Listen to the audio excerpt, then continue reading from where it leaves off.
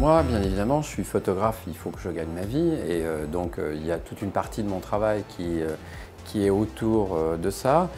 Et je suis un photographe qui aime la photo et je suis un amateur de photographie.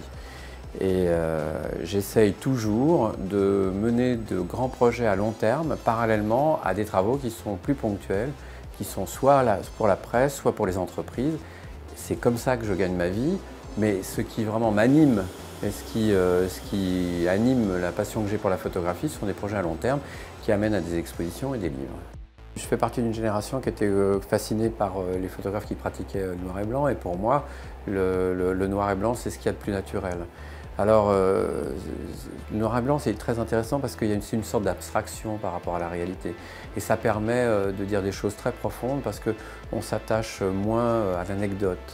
C'est difficile de trouver, pour des gens qui, comme moi, sont intéressés par le reportage, de trouver des débouchés qui soient vraiment seulement presse.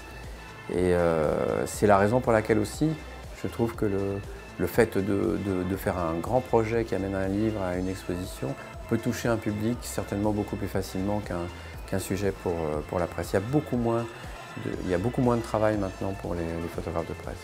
C'est une photo où on se retrouve dans le sud de l'Angleterre, dans un festival qui s'appelle Glyndebourne et qui se passe dans un manoir. Et donc c'est une histoire d'amour. Le châtelain avait construit un théâtre pour sa femme qui était chanteuse. Et là, sur la photo qu'on voit là, la chanteuse vient de terminer son aria et est passée dans les coulisses. Et des coulisses, il y a une porte qui donne sur le jardin. Et moi, j'étais en train de faire des photos des choristes qui étaient dans le jardin. Et là, elle m'a vu, elle s'est jetée en arrière avec son éventail et elle est repartie en courant. Et j'ai eu l'impression d'avoir vu une sorte d'ange passer. Et pendant 3 semaines, avant que je revienne à Paris, parce que c'était du temps où il y avait des films, on ne voyait pas ce qu'on faisait sur le champ, j'ai rêvé à cette photo et voilà, je me souviens avoir développé ça dans mon labo et ça a été